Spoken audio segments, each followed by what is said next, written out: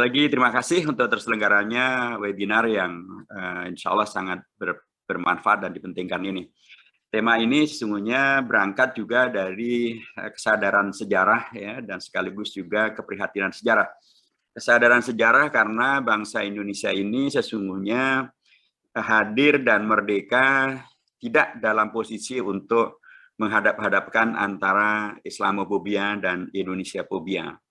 Bahkan dulu para bapak bangsa, para pahlawan bangsa, dan itu terlihat jelas di dalam upaya mereka untuk mempersiapkan Indonesia merdeka, pada saat dihadirkannya dari panitia 8 menjadi panitia 9, itu ada sebuah cerita yang sangat heroik ya. Dari panitia 8 bentukan BPUPK pada tanggal 1 Juni itu menghadirkan 8 tokoh yang dalam tanda kutip tidak proporsional, yang menghadirkan mayoritasnya adalah kalangan nasionalis kebangsaan. Dari nasionalis Islam hanya 2 saja, yaitu Kiai Haji Wahid Hashim dan Ki Bagus Hadikusumo. Nah, kondisi yang tidak menggambarkan tentang representasi yang benar ini dikoreksi oleh para peserta rapat gitu ya. Dan kemudian oleh Bung Karno dihadirkanlah sebuah koreksi menjadi panitia 9. Panitia 9 itu menghadirkan representasi yang representatif, di mana komposisi daripada keanggotaannya menggambarkan betul koreksi terhadap seolah-olah umat Islam dipinggirkan, untuk kemudian menerima kehadiran umat Islam dalam proporsi yang tepat gitu ya, atau proporsi yang adil. Dari 9 tokoh itu 8 beragama Islam, 1 beragama Kristiani. Dari yang beragama Islam itu 4 dari kalangan nasionalis kebangsaan, 4 dari kalangan nasionalis Islam. Dan kemudian dari mereka inilah disepakati dasar dan ideologi negara yang tadinya diperdebatkan dengan sangat serius ya di BPUPK dari tanggal 29 Mei sampai tanggal 1 Juni, di mana disimpulkan ada 2 ideologi besar yang ditawarkan, yaitu ideologi kebangsaan Pancasila atau ideologi Islam. Nah, itu kemudian dibuat kompromi oleh panitia 9 yang sudah merupakan produk kompromi tadi itu, yang menghilangkan dikotomi antara keislaman dan keindonesiaan, tapi kemudian menjadi satu. Mereka di panitia 9 bisa menyepakati dasar negara, yaitu Pancasila, yang sila pertamanya adalah merupakan kompromi antara ideologi kebangsaan maupun ideologi keagamaan. Jadilah Pancasila sebagaimana yang disepakati pada tanggal 22 Juni dan kemudian difinalisasi pada tanggal 18 Agustus. Dan mengatakan bahwa fenomena sejarah, fakta sejarah terjadinya dari panitia 8 jadi panitia 9, menghadirkan Piagam Jakarta, menggambarkan betapa harmonisnya para bapak bangsa, betapa harmonisnya para tokoh-tokoh nasionalis kebangsaan dan nasionalis agama Islam, dan mereka bisa bersatu padu, menyepakati, membuat kompromi, tidak terjebak kepada saling menegasikan atau saling mengkafirkan, tetapi justru mereka bersatu padu untuk kemudian mempersiapkan Indonesia merdeka. Itulah karenanya ungkapan Bung Karno yang mengatakan jas merah menjadi semakin relevan. Tapi saya juga dalam konteks inilah selalu juga saya sampaikan pentingnya selain jas merah juga jas hijau. Kalau jas merah hanya jangan sekali-kali melupakan sejarah, tapi sering karenanya sejarah yang benar atau sejarah yang komprehensif dilupakan, maka penting jas hijau, ya, yaitu jangan sekali-kali hilangkan jasanya umat Islam. Karena umat Islam mempunyai jasa yang luar biasa diakui bahkan oleh Bung Karno sendiri, terlibat dalam menghadirkan Indonesia merdeka. Nah, hadirnya jas merah dan jas hijau inilah yang kemudian diharapkan akan mengkoreksi apa yang kemudian disebut sebagai Islamophobia maupun juga Indonesiaphobia. Nah, Bapak dan Ibu hormati, dengan pendekatan semacam itulah nanti saya ingin para narasumber akan membahas dari sisi detail tentang definisi apa itu Islamophobia, apa itu Indonesiaphobia, begitu ya, dan apa itu post-truth ya. Mungkin nanti akan dibahas secara lebih detail oleh Bapak-bapak para narasumber yang semuanya saya hormati. Tapi kalau merujuk kepada akar masalah tampilnya Islamophobia dan kemudian juga munculnya kondisi post-truth yang sekarang ini sedang menggejala, kita bisa merujuk dengan apa yang dikaji oleh Islamic Network Group di mana komunitas ini mengkaji ada dua faktor yang menghadirkan atau memunculkan mengapa bisa hadir yang disebut sebagai Islamophobia. Pertama adalah faktor sejarah, dan kemudian adalah faktor realita kekinian, di mana kemudian interaksi dari begitu banyak hal menghadirkan kelanjutan daripada Islamophobia itu. Dari sisi sejarah disampaikan bahwa Orientalisme mempunyai peran yang sangat mendasar untuk menghadirkan Islamophobia, untuk menghadirkan teoritisasi daripada Islamophobia, dan bahkan untuk menghadirkan aksi-aksi politik melalui penjajahan dibasiskan kepada ideologi tentang Islamophobia. Karena dengan kajian-kajian orientalistik ini, dikajilah kondisi umat Islam begitu ya, atau kondisi bangsa Timur yang mayoritasnya beragama Islam, yang kemudian dari kajian yang diperkirakan ilmiah itu diberikanlah nasihat kepada kolonialis Barat gitu, apakah Belanda, Inggris, Prancis, Jerman, Italia dan lain sebagainya, Spanyol dan Portugal, untuk kemudian memberikan justifikasi terjadinya kolonialisme, justifikasi terjadinya penguasaan dan sekaligus juga perampasan dan sekaligus juga dalam tanda kutip stereotyping terhadap Islam dan umat Islam yang diposisikan sebagai negatif. Nah, orientalisme ini berlaku dengan sangat masif dari abad ke-18, abad ke-19, bahkan di abad ke-20 pun masih berlanjut dalam bentuk yang dalam konteks Indonesia disebut sebagai politik etis atau etis politik, di mana kemudian orientalisme itu satu pihak memberi ruang seolah-olah mereka membalas jasa kepada bangsa-bangsa dijajah, tapi sesungguhnya sedang mempersiapkan untuk melanjutkan peran daripada kolonialisme itu melalui anak didik mereka yang dididik dengan pola-pola pendidikan yang sekularistik, liberalistik, sekalipun mereka Muslim, kemudian mereka akan dicerabut dari akar keislamannya dan bahkan menghadirkan Islamophobia karena mengkaji Islam dengan cara yang tidak tepat atau dengan cara yang tidak semestinya. Itu dari sisi faktor sejarah ya, faktor sejarah hadirnya Islamophobia yang kemudian menghadirkan sikap warga di Barat, negara-negara Barat yang memusuhi umat Islam, bahkan menjajah umat Islam dalam waktu yang sangat panjang, dan bahkan menghadirkan sesungguhnya kalau mereka menuduh Islam menyebar dengan pedang, maka sesungguhnya mereka lah yang bukan hanya pedang yang mereka bawa, mereka membawa meriam, mereka membawa mesium, mereka membawa kapal perang, mereka membawa perampok, dan mereka merampok milik dari umat Islam sambil menyebar fitnah atau stereotip yang negatif terhadap Islam dan umat Islam. Itu orientalisme. Dari faktor sejarah juga muncul kecenderungan untuk melakukan simplifikasi, dan dari simplifikasi ini dilakukanlah generalisasi. Jadi mereka melalui kajian dari kalangan orientalis yang diperkirakan sebagai mestinya adalah kajian yang objektif, rasional, berbasiskan kepada kebenaran gitu. Tapi karena memang basisnya adalah melihat secara negatif terhadap Islam dan umat Islam, dunia Timur, maka mereka melakukan tadi simplifikasi dan generalisasi. Sesuatu yang sesungguhnya secara prinsip merupakan ajaran agama Islam yang luar biasa terkait dengan toleransi, terkait dengan kerjasama, terkait dengan inklusivitas, terkait dengan menghormati sesama. Itu kemudian disimplifikasi menjadi suatu hal yang tidak merupakan ciri dasar dari Islam hanya karena terjadinya peristiwa-peristiwa di kelompok tertentu yang melakukan tindakan-tindakan yang dipersepsikan sebagai menghadirkan hal yang negatif di mata Barat, apakah yang disebut nanti dengan terorisme, radikalisme, dan lain sebagainya. Kejadian pada beberapa pihak, beberapa suku, atau beberapa oknum ini kemudian digeneralisasi dan kemudian disimplifikasi bahwa Islam artinya adalah pedang, Islam artinya adalah kekerasan, Islam artinya adalah teror dan terorisme, dan itu digeneralisasi sehingga membenarkan terjadinya penjajahan Barat, membenarkan terjadinya tafsir dengan dalih tafsir yang modern atau tafsir yang humanis atau tafsir yang hermeneutik atau tafsir yang kemudian seolah-olah dengan cara itu akan memanusiakan atau membudayakan, menghadirkan kebudayaan yang tinggi bagi umat Islam. Padahal yang terjadi sebenarnya adalah kelanjutan daripada orientalisme yang memunculkan perilaku simplifikasi dan sekaligus juga generalisasi.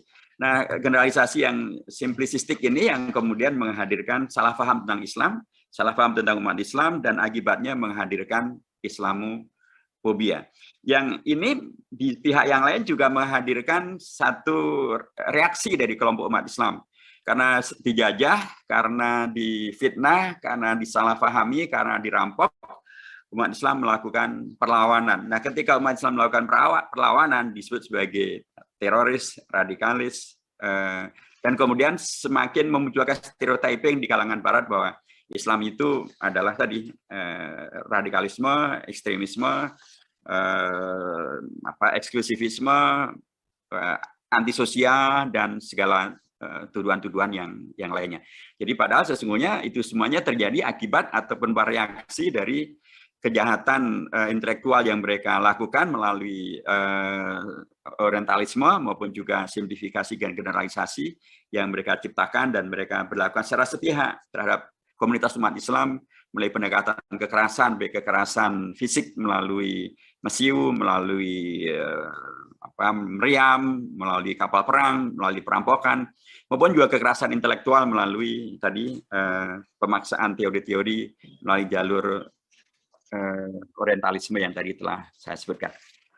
Yang kedua dari grup yang tadi sudah melakukan kajiannya, Islamic Network Group tadi, ING tadi, menyampaikan bahwa Islamofobia juga berlanjut menjadi faktor kekinian, karena orientalisme dalam beragam bentuknya juga masih tetap berlanjut.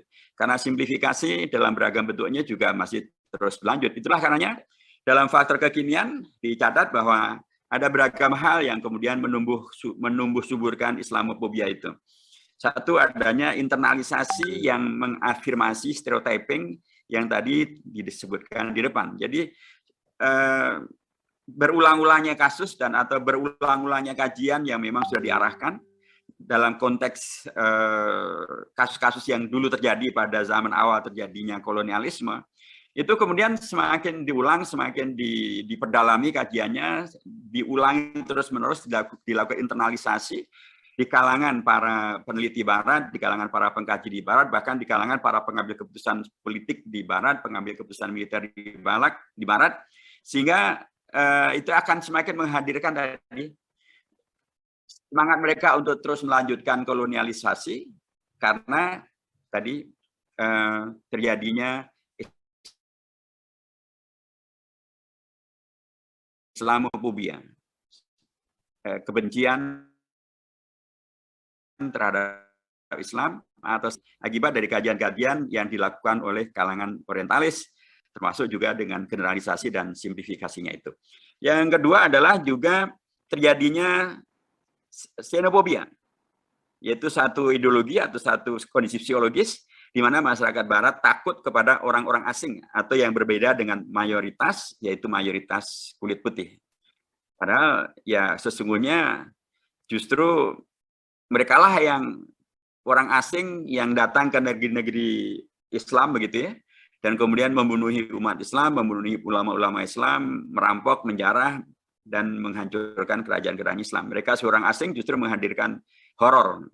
Tapi sekarang justru atau mereka dalam konteks yang modern ini justru anti dengan pendatang asing atau mereka menjadi sangat tidak bersahabat dengan orang-orang asing. Itulah yang terjadi dalam konteks apa yang terjadi di Perancis, di Denmark, termasuk juga di Amerika Serikat. Kemarin ada fobia terhadap masyarakat Asia, di Perancis fobia terhadap masyarakat ya Muslim maupun kulit hitam gitu ya. Di Inggris kemarin kekalahan Inggris dari Italia dalam final Europe 2020 melalui penalti kan kemudian menghadirkan rasisme karena dua penembak Inggris itu adalah berkulit hitam begitu ya, dan kemudian gagal dan kemudian dijadikan sebagai biang keroknya gitu. Itu manifestasi lain daripada xenofobia. Jadi ketidaksukaan dengan yang asing, kemudian kebetulan ada kegagalan ini kemudian dilampiaskan. Nah, tentu di era global ini memang umat Islam yang dulu dijajah oleh orang-orang Barat, mereka sekarang menyebar di mana-mana, termasuk mereka menjadi pendatang dalam jumlah yang besar ya di Eropa, termasuk juga di Amerika Utara. Dan xenofobia ini kemudian menghadirkan tadi, karena mereka banyak beragama Islam, menghadirkanlah Islamofobia, dan Islamofobia itu menghadirkan beragam teror ya terhadap umat Islam di termasuk belakangan di Kanada begitu ya, dan kemudian juga yang terjadi di Inggris, yang terjadi juga di Amerika dan di tempat-tempat yang lain. Xenofobia. Yang ketiga adalah sikap ignorance, ketidaktahuan dan kebodohan terhadap Muslim dan umat Islam, tapi dibarengi dengan sikap arogansi dan sikap karena tadi Islamofobia yang sudah berkepanjangan itu membuat mereka karena ketidaktahuannya, karena kebodohannya, karena ignorannya, kemudian mereka begitu saja dengan mudah melakukan tindakan-tindakan yang yang melanjutkan perilaku Islamofobia.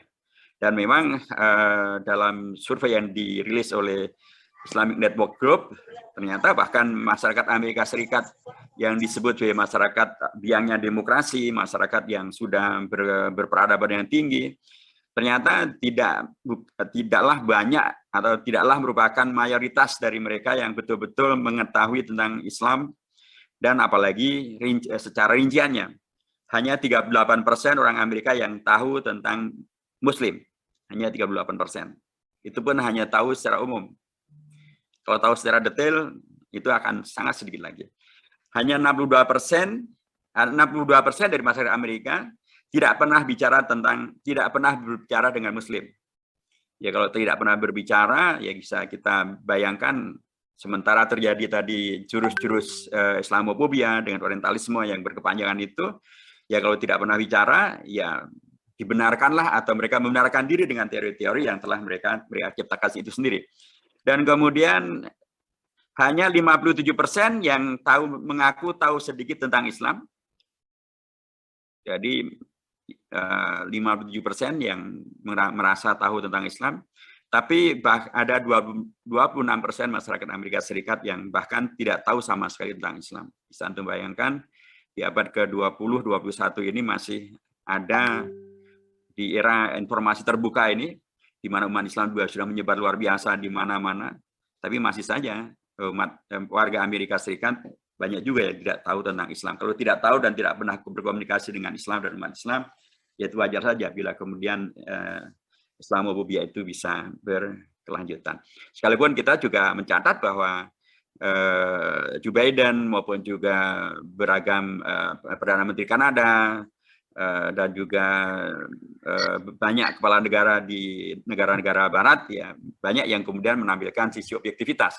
Tetapi sikap Islamofobia ini belum bisa terkoreksi secara lebih mendasar, apalagi bila kita bandingkan dengan cara pandang terkait dengan Semitism. Ada ideologi dan undang-undang tentang antisemitism yang mengkriminalkan siapapun yang mengkritisi dan menyalahkan Israel.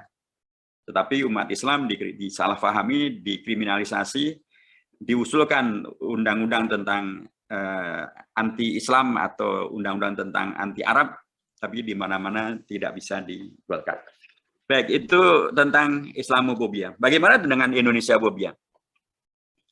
Nah, Indonesiafobia ini satu ungkapan yang relatif ya belum banyak diungkap ya, tapi saya sering mempergunakan istilah Indonesiafobia ini karena saya melihat fenomena tentang bagaimana di Indonesia ini, kalau Islamofobia bisa berlaku kepada orang-orang non-Islam kepada umat Islam, orang-orang non-Indonesia terhadap Indonesia. Nah, tapi Indonesiafobia ini ya memang bisa juga berlaku dari orang-orang non-Indonesia terhadap bangsa Indonesia, karena mereka menginginkan Indonesia dijajah lagi, Indonesia diperlemah lagi. Tapi ini juga berlaku terhadap bangsa Indonesia, umat Islam di Indonesia yang dalam tanda kutip menyalahpahami tentang Indonesia dan relasi antara Indonesia dan umat Islam, serta Indonesia dan jasa besar daripada para ulama, baik itu yang terhimpun dalam partai Islam maupun juga di dalam ormas Islam. Tadi di depan saya sudah sampaikan bagaimana sesungguhnya sikap umat Islam terhadap Indonesia ini. kita melihat bahwa umat Islam itu melihat Indonesia sejak dari awal abad ke-20, katakanlah sebagai awal abad di mana kemudian bentuk negara Indonesia sedang dipersiapkan, katakanlah demikian dalam konteks sejarah. Kita akan lihat bagaimana justru umat Islam itu memberikan kerangka berpikir, berpijak, bersikap, dan berpihak yang luar biasa, yaitu untuk kepentingan Indonesia, untuk kemerdekaan Indonesia. Karena kita lihat bahwa sering orang menyebut yang disebut sebagai kebangkitan nasional itu dimulai dengan Budi Utomo tanggal 20 Mei tahun 1908. Padahal sesungguhnya pada tahun 1901 sudah hadir kesadaran organisasional atau kesadaran berorganisasi untuk memperjuangkan kemerdekaan kawasan dari penjajahan Belanda. Itulah yang dilakukan oleh Jamiatul Khair. Dari Jamiatul Khair kemudian kita akan melihat bagaimana Syarikat Dagang Islam di Solo, Kiai Haji Samahudi menghadirkan gerakan untuk kemudian memerdekakan Indonesia secara ekonomi dari hegemoni penjajahan ekonomi asing. Nanti kita akan lihat bagaimana baru kalau Budi Utomo tahun 1908, maka Syarikat Dagang Islam ada tahun 1905 atau 1904. Kemudian kita akan lihat pada tahun 1911-an, Haji Umar Said Cokro Aminoto adalah rujukan bagi para tokoh yang nanti akan menjadi pejuang-pejuang besar di Indonesia. Ya, munculnya partai-partai dimulai dari kebersamaan dengan Haji Umar Said Cokro Aminoto. Munculnya Bung Karno juga adalah karena beliau belajar daripada Haji Umar Said Cokro Aminoto. Dan Haji Umar Said Cokro Aminoto adalah tokoh yang pertama kali mendirikan Partai Islam di Indonesia. Kita akan lihat lagi nanti bagaimana ya kalau dengan organisasi Jamiatul Khair, dengan partai politiknya Syarikat Islam, demokratisasi di Indonesia dikokoh kuatkan dengan munculnya ormas-ormas ya, dan muncullah Muhammadiyah, muncullah Persis, muncullah Nahdlatul Ulama. Itu semuanya pasti dalam rangka untuk kepentingan umat Islam di negeri ini dan nanti akan dinamakan sebagai Indonesia. Ketika kemudian para pemuda menghadirkan Sumpah Pemuda dan itu dianggap sebagai katakanlah semacam kemerdekaan pertama bagi Indonesia, karena memang di situ dideklarasikan tentang satu nusa, satu bangsa, satu bahasa Indonesia. Di situ ada peran yang luar biasa, bukan hanya dari tokoh-tokoh umat Islam, tapi juga dari pemuda Islam. Itulah Jong Islamiten Bond. Mereka posisinya jelas, bersama dengan bangsa, bersama dengan umat, memerdekakan Indonesia melawan penjajah Belanda. Itulah posisi umat Islam. Kita akan lihat semakin jelas posisi itu pada keanggotaan di BPUPK, kemudian di Panitia 9, di PPKI, bagaimana mereka menghadirkan kompromi sehingga menghadirkan Piagam Jakarta, bagaimana mereka para tokoh umat Islam baik dari NU maupun Muhammadiyah, dari partai-partai Islam, Syarikat Islam, dari Masyumi, bagaimana kemudian mereka menyelamatkan Pancasila supaya tidak kemudian menjadi dalam tradisi tunggangi untuk kepentingan melakukan separatisme di Indonesia Timur. Tokoh-tokoh umat Islam dari NU, dari Muhammadiyah, dari Partai Islam Indonesia, Mr. Kasman Sungudi Mejo menerima untuk dirubahnya sila pertama menjadi ketuhanan yang Maha Esa. Dan bahkan ketika ini sudah terjadi perubahan yang mendasar terjadi dan kemudian Belanda menyerang kembali Indonesia, tokoh-tokoh umat Islam tidak segan untuk mengeluarkan fatwa resolusi jihad, fatwa amanat jihad untuk membela Indonesia. Ketika Indonesia pejabat-pejabat utamanya, presiden, wakil presiden Perdana Menteri ditangkap oleh Belanda, dan kemudian tampillah tokoh umat Islam dari Partai Masyumi, Mr. Syafrin Prawira Negara, untuk kemudian menyelamatkan Indonesia dengan menghadirkan PDRI, Pemerintahan Darurat Republik Indonesia. Ketika kemudian Indonesia dibelah oleh Belanda menjadi RIS, tampillah tokoh Partai Islam, tokoh ormas Islam Muhammad Nasir untuk menyelamatkan Indonesia dengan mosi integralnya tanggal 3 April untuk kembali menjadi NKRI. Itulah Indonesia, gitu ya. Indonesia yang di sana ada peran yang luar biasa daripada tokoh-tokoh umat Islam. Tetapi, ya ini yang kemudian menjadi masalah. Dalam perjalanan sejarahnya, memang terjadilah hal-hal yang kemudian membuat tadi sebagian umat itu kemudian melihat terjadinya hal-hal yang membuat mereka salah paham terhadap Indonesia. Dan kemudian dari salah paham itu menghadirkan perilaku yang salah, yaitu yang bernama mengkafirkan, mentauhidkan, dan kemudian memberontak terhadap Indonesia. Itulah yang saya sebut sebagai antipati, Indonesia fobia, salah paham atau benci terhadap Indonesia yang diakibatkan oleh beragam kemungkinan. Salah satu kemungkinannya adalah pertama memang terjadinya tadi mereka melakukan reaksi atas tindakan-tindakan yang dirasa sebagai tidak adil.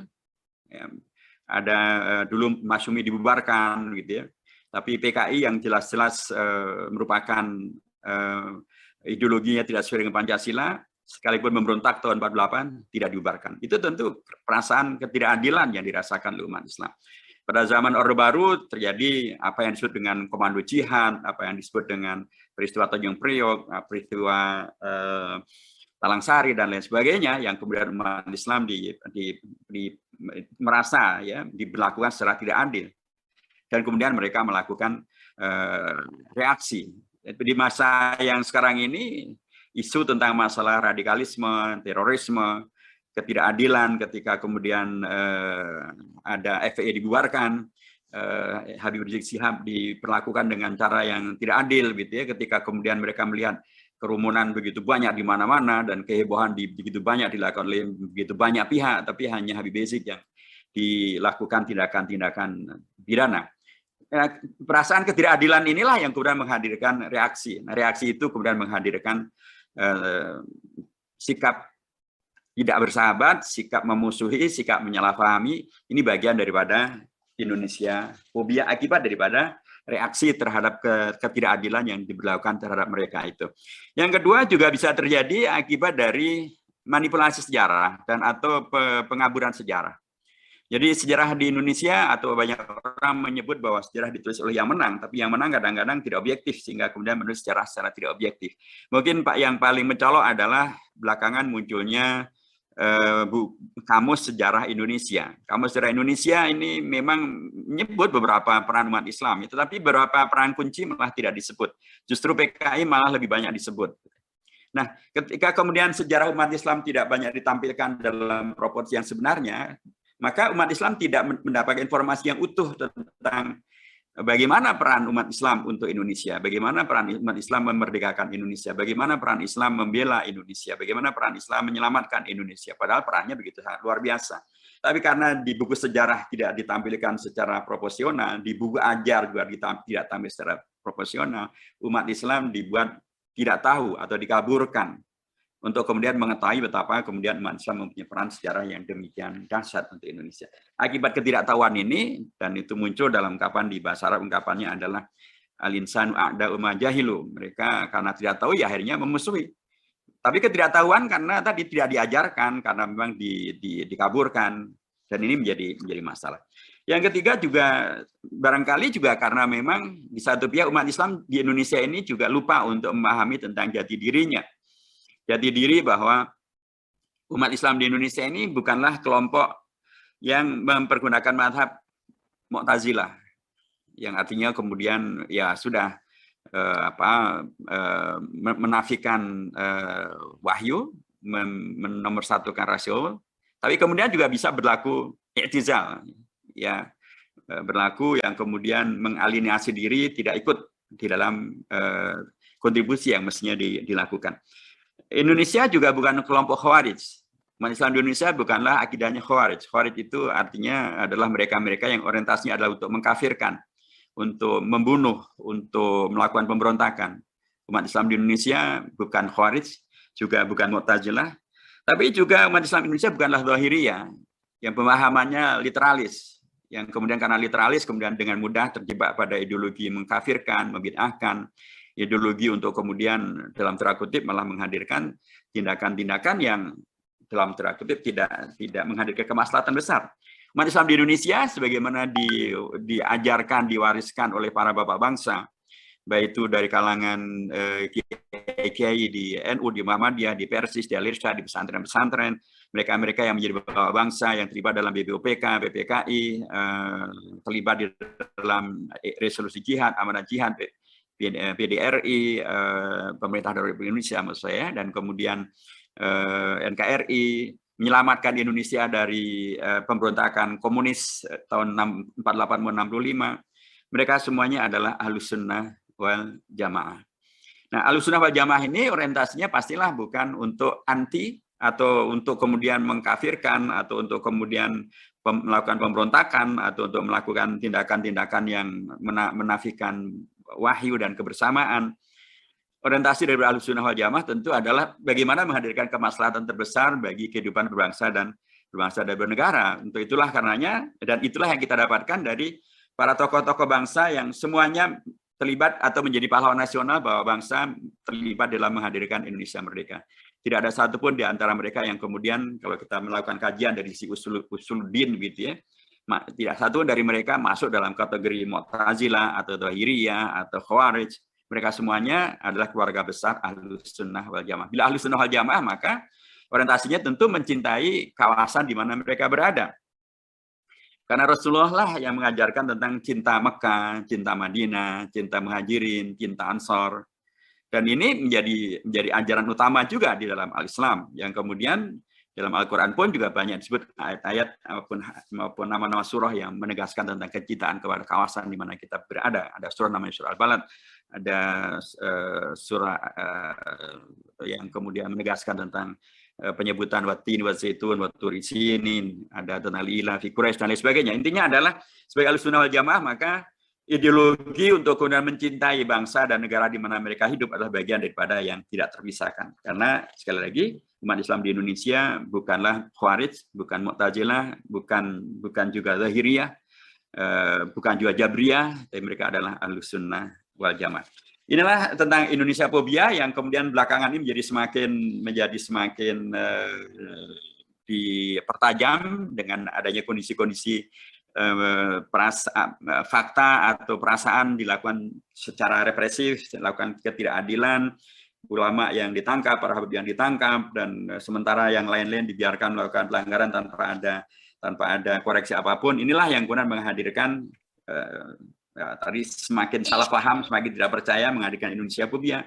Sementara di pihak yang lain dikuatkan ya, dan apalagi melalui jalur politik pembelahan pada Pilpres 2014-2019 ditajam lagi dengan kadrun dan kampretnya itu, kadrun dan cebongnya itu. Nah, ini juga semakin membelah. Jadi yang kadrun dianggap sebagai nanti Indonesia fobia, yang kampret menjadi Islamofobia, dan itu dipertajam sedemikian rupa oleh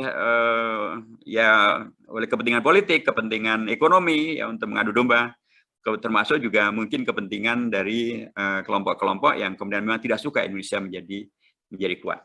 Itulah karenanya permasalahan ini memang menurut saya harus ada solusinya, harus diselesaikan, apalagi kita semuanya sedang menghadapi tantangan terbesar, yaitu adanya COVID-19, di mana kita harus betul-betul bergandengan tangan. Tentu yang harus melakukan kewajiban paling utama adalah negara, tapi bukan berarti kemudian negara melepaskan tanggung jawabnya dan kemudian rakyat saja yang disuruh untuk berkorban, bergotong royong, dan negara membiarkan menterinya jalan ke luar negeri misalnya, atau membiarkan para menkonya berwacana sendiri-sendiri, dan kemudian menghadirkan sekali lagi masalah yang tidak semakin selesai. Nah, menurut saya tetap saja umat Islam penting untuk berperan menjadi bagian daripada solusi, sebagaimana yang sudah selalu mereka tradisikan sejak dari dulu. Jadi dengan Jamiatul Khairnya, dengan Sedekah Harga Dagang Islamnya, dengan Haji Marsha Cokro Aminotonya, dengan Jong Islami Tenbonnya, dengan Panitia 9, PPKI, dengan Fatwa Jihad, Amanat Jihad, Resolusi Jihad, dengan PDRI, dengan NKRI-nya. Jadi umat Islam menurut saya sekarang ini juga semakin dipentingkan untuk tampil, untuk kemudian menyelesaikan masalah Islamofobia dan Indonesiafobia ini, supaya kita bisa bersatu padu menyelamatkan Indonesia dari beragam upaya apapun untuk memperlemah Indonesia dengan adu domba di antara komunitas yang ada di Indonesia. Untuk kemudian kalau urusannya COVID-19 ya untuk mengatasi COVID-19. Bagaimana caranya? Ini merupakan penutup dari saya. Tentu ada beragam hal yang bisa diupayakan ya. Bagaimana kita berkontribusi mengatasi masalah ini. Yang pertama menurut saya adalah karena ini sangat terkait juga dengan peran dari negara, maka sangat dipentingkan negara itu untuk menghadirkan kondisi yang membuat rakyat tentram, tidak merasa ada yang kemudian dilakukan diskriminasi, sehingga rakyat tidak harus kemudian saling bermusuhan, menghadirkan tadi Islamofobia maupun Indonesiafobia. Negara harus betul-betul menghadirkan kewajibannya melindungi seluruh tumpah darah Indonesia melalui penegakan hukum yang seadil-adilnya. Kalau negara menghadirkan hukum yang adil, maka umat Islam akan mempercayai bahwa tidak terjadi Islamofobia. Kalau kemudian hukum yang adil ditegakkan, maka yang kelompok yang tadinya Indonesia fobia pun juga akan kemudian bisa melihat secara lebih objektif tentang adanya orientasi untuk menghadirkan koreksi atas perjalanan sejarah bangsa yang bermasalah. Yang nomor 2 juga penting juga untuk tadi beragam penulisan sejarah yang bermasalah itu untuk dikoreksi. Supaya kemudian kedua belah pihak, kelompok yang tadi masuk dalam kelompok Islamofobia maupun Indonesia fobia bisa melihat secara objektif bahwa Indonesia kita ini adalah bangunan sejarah, bangunan kebersamaan yang luar biasa antara seluruh kelompok bangsa, komponen bangsa untuk menghadirkan Indonesia merdeka dengan beragam kontribusi yang telah disumbangkan oleh para bapak bangsa dari latar belakang yang beragam-ragam, latar belakang kelompok umat Islam dari Ormas maupun Orpol, latar belakang dari kalangan nasionalis dari kelompok Ormas dan Orpol yang juga beragam. Yang ketiga, penulisan sejarah yang baik dan benar, informasi yang baik dan benar ini hendaknya juga masuk dalam kurikulum pendidikan. Supaya dengan demikian maka anak-anak kita, generasi milenial, generasi Z, dan seterusnya yang tumbuh pada era sekarang ini yang jauh daripada peristiwa sejarah masa lalu, mereka tidak hanya dicekoki dengan beragam informasi melalui sosial media yang bisa menghadirkan konflik dan atau menghadirkan tadi cebong, kampret, dan lain sebagainya tadi. Tapi akan justru menghadirkan sebuah pemahaman melalui kurikulum yang disiapkan dengan baik, bagaimana kita sejak dari awal memang adalah bersatu padu, yang Islam bersama dengan yang nasionalis menerima Islam, saling menghormati, saling bersinergi dan bekerja sama. Yang keempat juga penting betul para tokoh bangsa ini, terutama para simpul-simpul massa, simpul-simpul tokoh untuk lebih sering tampil berdialog, bekerja sama, menghadirkan harmoni di antara mereka. Bangsa Indonesia adalah bangsa yang disebut sebagai paternalistik. Paternalismenya bangsa Indonesia bila melihat para tokoh bangsa mereka tidak mengembangkan permusuhan, mereka tidak terjebak pada perilaku ketidakadilan, mereka justru saling menghormati, bisa bekerja sama.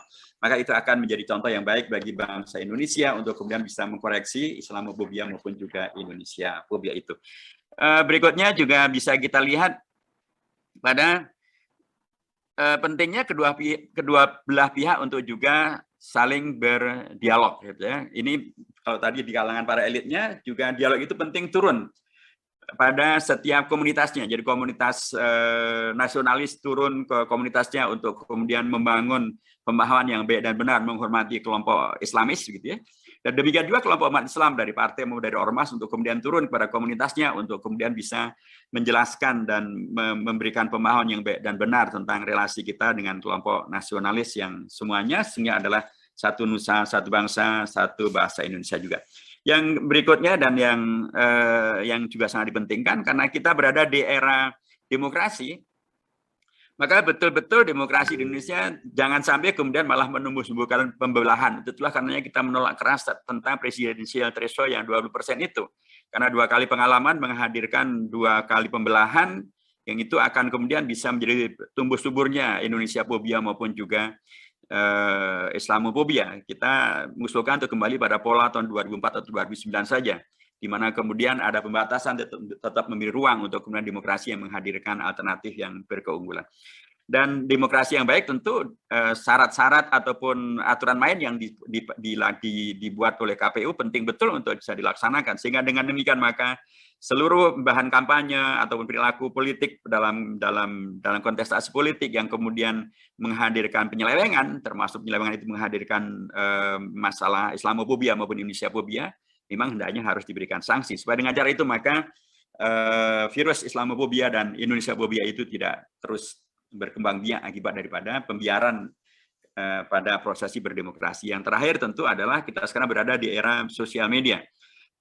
Sosial media ini penting betul untuk di satu pihak agar menghadirkan tanggung jawab dari banyak pihak yang mengelola sosial media, tapi juga sangat dipentingkan bagi kelompok-kelompok yang sangat cinta kepada Indonesia, cinta kepada Islam, kelompok Islamis dan lain sebagainya untuk justru membanjiri sosial media atau media sosial media dengan konten-konten yang konstruktif, konten-konten yang solutif, konten-konten yang memberikan pembuktian bahwa kita bisa bersama, kita bisa menjadi solusi bersama, kita tidak terjebak kepada pembelahan Indonesia fobia maupun Islamofobia. Kalau kemudian konten ini yang semakin banyak, semakin bisa menjadi alternatif, bahkan bisa menjadi yang dominan, maka dia pasti akan bisa menggusur konten-konten yang lain yang akan mengobarkan dan menyebarluaskan dan mempermanenkan Islamofobia, Indonesiafobia dalam dua komunitas yang dikotomis, dan itu pasti tidak membantu kita untuk kemudian menjadi bagian daripada yang melajari peran sejarah untuk umat Islam bangkit maju ke depan menjadi bagian daripada solusi, termasuk bantu bangsa Indonesia yang sekarang ini lagi susah akibat daripada COVID-19, dan COVID-19 akan semakin menjadi rumit ketika kemudian bahwa bangsa atau para tokoh-tokoh bangsa, tokoh-tokoh umat, para influencer, kemudian mereka lebih asyik untuk menjadi buzzer, lebih asyik untuk menjadi yang justru mempermanenkan salah paham, mempermanenkan konflik, mempermanenkan saling bermusuhan. Sangat dipentingkan. Justru mudah-mudahan COVID-19 ini malah menghadirkan kesadaran kita semuanya bahwa musuh kita bersama adalah COVID-19. Musuh kita bersama adalah untuk bagaimana ini kita atasi, supaya dengan cara itu maka bangsa Indonesia selamat, umat Islam Indonesia selamat, negara Indonesia selamat, dan dengan cara itu terkoreksi juga lah Islamofobia dan Indonesiafobia. Rekan-rekan sekalian, terima kasih untuk kesempatan berdialog dan silaturahim pada sore hari ini. Mudah-mudahan banyak manfaatnya. Saya ikut berbahagia acara ini bisa terselenggara dengan para narasumber yang kualifikasinya sangat-sangat diakui. Mudah-mudahan akan bisa berkontribusi mengkoreksi kedua kesalahan ini, Indonesiafobia dan Islamofobia, untuk kemudian menghadirkan Indonesia yang jaya dan raya. Barakallahu fikum wal muwaffiq lakum thoriq wa nasrun minallahi qarib. Wabillahi taufiq wal hidayah. Wassalamualaikum warahmatullahi wabarakatuh. Assalamualaikum warahmatullahi wabarakatuh.